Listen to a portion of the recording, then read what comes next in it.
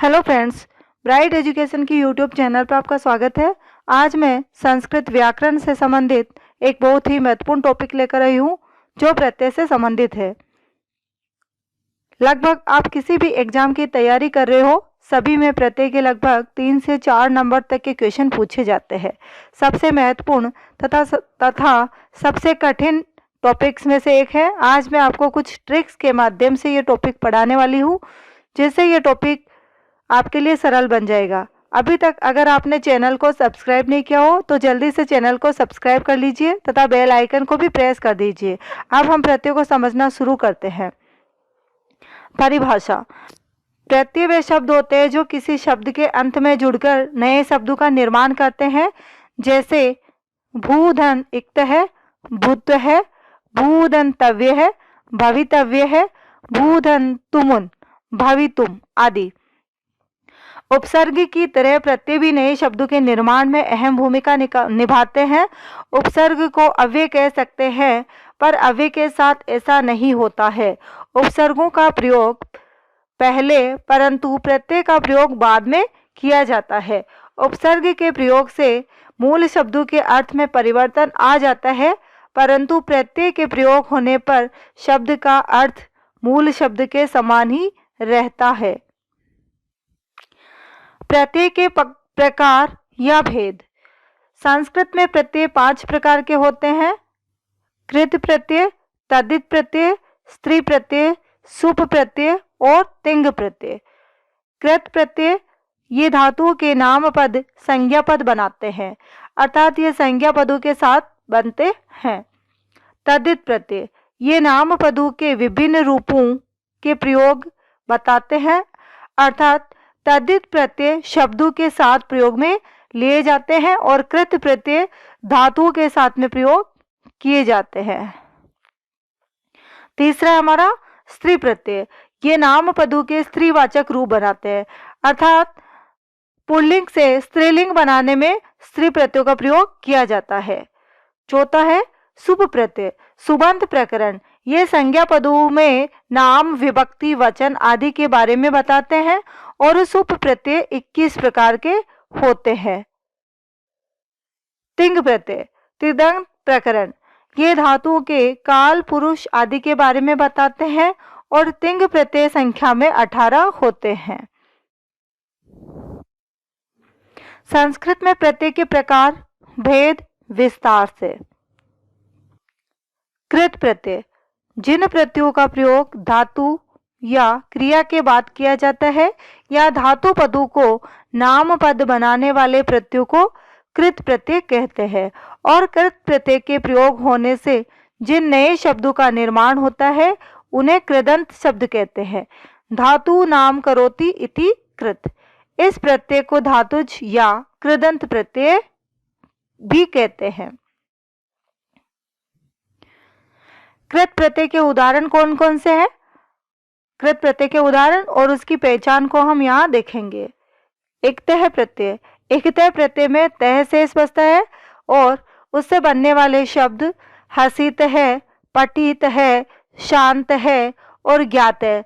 सभी के पीछे आपको तह शेष दिखाई देता है और ये इस प्रत्यय की पहचान है। इसके बाद है हमारा सत प्रत्यय। सत प्रत्यय में अत या अन शेष दिखाई देता है। शब्दों के पीछे अत या अन जहाँ पे भी दिखाई देता है वहाँ सत प्रत्यय होता है और उससे बनने वाले शब्द इस प्रकार से चलेंगे: पठन, लिखन, पिबन। इक्ता प्रत्यय। इक्ता प्रत्यय में त्वा शेष बसता है और उससे बनने वाले शब्द या धातु रूप इस प्रकार से चलेंगे: पठितः, खादित्वा, चलित्वा, पठित्वा। तुमुन। तुमुन प्रत्यय में तुम शेष दिखाई देता है। सभी के पीछे आपको तुम शेष दिखाई देता है और जहां पर भी आपको तुम शेष दिखाई देगा वहां पर तुमुन प्रत्यय होता है। पठितुम, चलितुम, खादितुम, इस प्रकार से तुम शेष दिखाई देते हैं। तव्यत प्रत्यय। तव्यत प्रत्यय में तव्य शेष दिखाई देता है। पठितव्य, खादितव्य, हसितव्य। अनियर प्रत्यय। अनियर प्रत्यय में नीय शेष बसता है। नीय, पठनीय, हसनीय, खादनीय, इस प्रकार से। त्रिच प्रत्यय, त्रिच प्रत्यय में त्रि जहाँ शेष दिखाई देता है वहां आपका त्रिच प्रत्यय हो जाएगा। कृत्रु, दात्री, इस प्रकार से यहाँ कृत प्रत्यय है।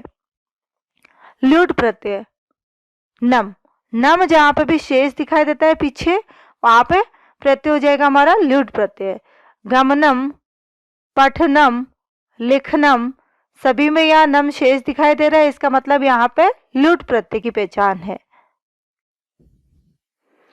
कृत प्रत्यय के भेद। कृत प्रत्यय मुख्य रूप से 7 प्रकार के होते हैं। तव्यत, तव्य, अनियर, नियत, यत, क्यप और कैलिमर। इस दूसरे नंबर का प्रत्यय है तद्धित प्रत्यय। जिन प्रत्ययों का प्रयोग संज्ञा, सर्वनाम आदि शब्दों के बाद में किया जाता है या जो प्रत्यय धातु को छोड़कर शेष अन्य शब्दों संज्ञा, सर्वनाम, विशेषण आदि के अंत में जोड़े जाते हैं, तद्धित प्रत्यय कहलाते हैं। इन्हें तद्धितांत, तद्धित या तद्धितांत प्रत्यय भी कहते हैं। अब हम देखते हैं तद्धित प्रत्यय कौन कौन से होते हैं।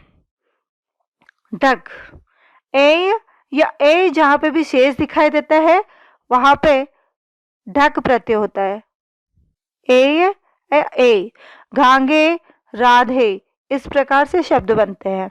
इष्टन, इष्ट जहां पे भी शेष दिखाई देता है वहां आपका इष्टन प्रत्यय हो जाएगा और इससे बनने वाले शब्द बनेंगे गरिष्ठ है, वरिष्ठ है, इष्ट शेष दिखाई देता है। तरप, तरप प्रत्यय में तरह शेष दिखाई देता है और इससे बनने वाले शब्द पटु तरह, लघु तरह के समान होते हैं। मतु प्रत्यय, मतु प्रत्यय में वान या मान शेष दिखाई देता है और इससे बनने वाले शब्द चलेंगे गुणवान, श्रीमान, इस प्रकार से। इसके बाद है तम प्रत्यय। तम प्रत्यय में तमह जहां शेष दिखाई देता है और इससे बनने वाले शब्द होते हैं पटुतमह, लघुतमह, इस प्रकार से शब्द चलते हैं। इसके बाद है सानज प्रत्यय। सानज प्रत्यय में मान शेष दिखाई देता है, मान है, मान नहीं होता है, ये मान है। मान मतु प्रत्यय में होता है और मान है सानज प्रत्यय में होता है और इससे बनने वाले शब्द होते हैं याचमान है, वर्धमान है, विराजमान है, इस प्रकार से शब्द बनते हैं। इसके बाद देखते हैं अपना इक्तिन प्रत्यय। इक्तिन प्रत्यय में तीह शेष दिखाई देता है और इससे वाले बनने वाले शब्द बनते हैं गति है, मति है, शक्ति है, इस प्रकार से दिखाई देते हैं। इसके बाद देखते हैं ल्यप प्रत्यय। ल्यप प्रत्यय में उपसर्ग धन यह शेष दिखाई देता है और उससे बनने वाले शब्द होते हैं आगत्य, विधाय में पीछे ये शेष दिखाई दे रहा है और आगे सबसे पहले उपसर्ग दिखाई दे रहा है, इसका मतलब ये ल्यप प्रत्यय की पहचान हो गई। कह, कह जहां पर भी शेष दिखाई देता है वहां पे आपका नऊल प्रत्यय हो जाता है। लेख कह, पाठ कह और गाय कह में कह शेष दिखाई दे रहा है, इसका मतलब जहां पे भी कह शेष दिखाई देता है वहां आपका प्रत्यय हो जाएगा नऊल प्रत्यय। सार्थक शब्द प्लस विसर्ग का चिन्ह जहां पे भी आपको दिखाई देता है वहां पे घय प्रत्यय हो जाता है, घय प्रत्यय हो जाएगा। घय प्रत्यय की पहचान है सार्थक शब्द होना चाहिए और उसके पीछे विसर्ग होना चाहिए। लेख है, पाठ है, छेद है, इस प्रकार से रूप चलते हैं। तद्धित प्रत्यय के भेद। तद्धित प्रत्यय मुख्य रूप से 14 प्रकार के होते हैं और कृत प्रत्यय 7 प्रकार के होते हैं। अब आपके तीसरे नंबर के प्रत्यय हो जाते हैं स्त्री प्रत्यय। जिन प्रत्ययों का प्रयोग पुल्लिंग शब्दों को स्त्रीलिंग में परिवर्तित करने के लिए किया जाता है या जो स्त्रीलिंग बनाने वाले प्रत्ययों को ही स्त्री प्रत्यय कहते हैं। स्त्री प्रत्यय धातु को छोड़कर अन्य शब्दों, संज्ञा, विशेषण आदि शब्द के अंत में जुड़े होते हैं। स्त्री प्रत्यय के उदाहरण कौन कौन से हैं? स्त्री प्रत्यय में होता है टाप, घीप और घीस प्रत्यय। टाप प्रत्यय में स्त्रीलिंग बनाते समय अजा, कोकिला, आ की मात्रा अधिकांशतः शेष दिखाई देती है, वहां पे आपका टाप प्रत्यय हो जाएगा। घीप प्रत्यय में कुमारी, दात्री, भवती और ई शेष दिखाई देता है, वहां पे आपका घीप प्रत्यय हो जाएगा। घीस प्रत्यय में ये भी एक स्त्रीलिंग बनाते हैं कि स्त्री प्रत्यय है और इसमें नर्तकी, इंद्रावी इस प्रकार से शब्द चलेंगे।